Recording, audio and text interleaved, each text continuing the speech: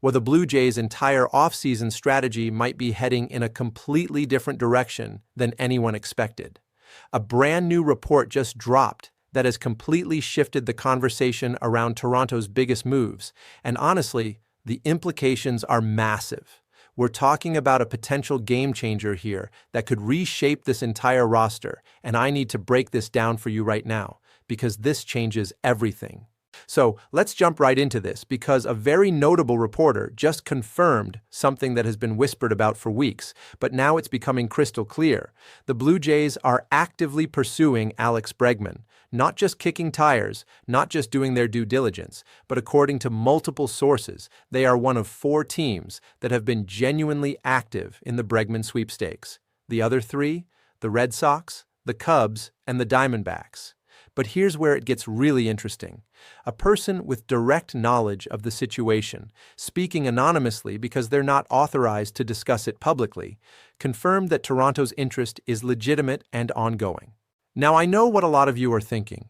We've been hearing about Bichette, we've been hearing about Kyle Tucker, and suddenly Bregman's name keeps popping up in these reports. This isn't just smoke anymore. When you have Ken Rosenthal reporting it, when you have Jeff Passan mentioning it, and now when you have beat reporters from other teams confirming Toronto's involvement, you have to start taking this seriously. This is real, and it's happening right now as we approach January with spring training getting closer every single day. Here's what makes this situation so fascinating. Bregman put up an .822 OPS last season with 18 home runs and 61 RBIs. He's a proven defender. He's been to the World Series. He knows what it takes to win at the highest level. And if you really think about the type of player Ross Atkins has historically targeted, Bregman checks every single box. Great defense, solid power, high baseball IQ, clutch performer. This is exactly the profile Toronto has gone after time and time again.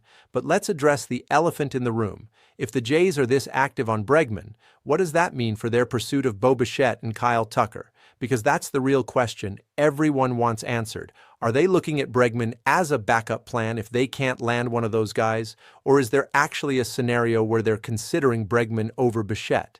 That's where things get a bit concerning for some fans, and I totally understand that perspective.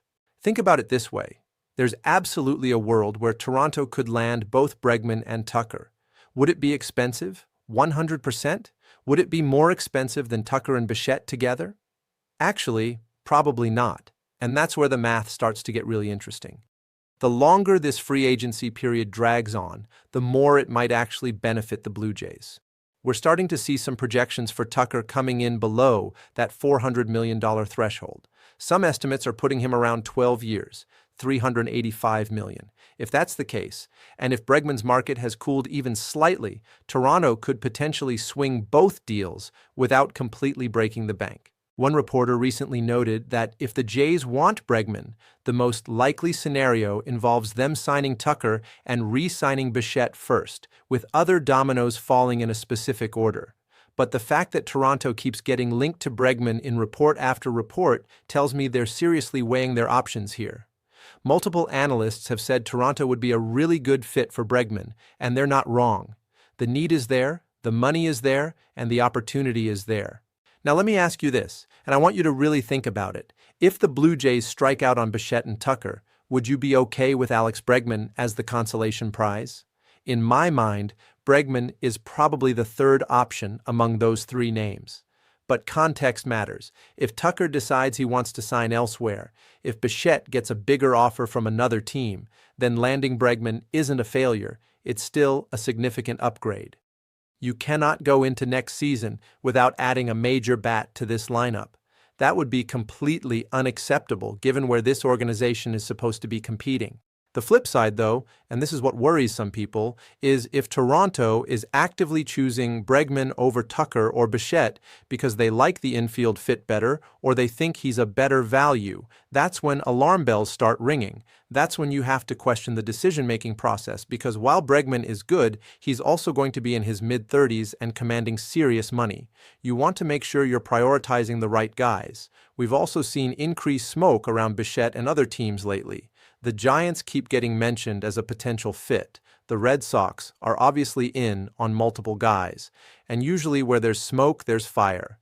So when you see this much activity swirling around, you have to wonder if maybe Toronto is preparing for a scenario where Bichette signs elsewhere, and they pivot hard to Bregman.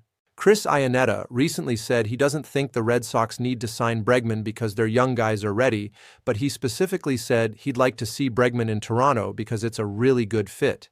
That's multiple baseball people, multiple reporters, all coming to the same conclusion.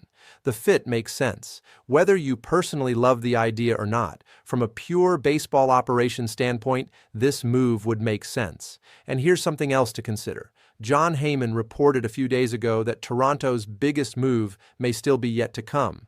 Heyman also confirmed they're considering either Bichette or Bregman alongside Kyle Tucker. So we're potentially looking at a Tucker-Bregman offseason instead of a Tucker-Bichette offseason. That completely changes how you view this roster construction. Quickly on the pitching side, because this matters too, Hunter Harvey just signed with the Cubs. Pete Fairbanks went to the Marlins. The reliever market is getting thinner by the day. You've got Kenley Jansen still out there, Carlos Estevez, Seranthony Dominguez, but the quality options are disappearing fast. Toronto still needs to add at least one more reliable arm to that bullpen, and I keep coming back to Justin Wilson as a surefire lefty option. With a starting rotation that's projected to be one of the best in baseball but doesn't feature a lefty, having a dominant left-hander out of the pen would be huge. You can't just rely on guys like Brendan Little or Mason Flutie in high-leverage situations. Speaking of lefties, Keegan Matheson just wrote that we might be entering a second wave of Ricky Tiedemann fever.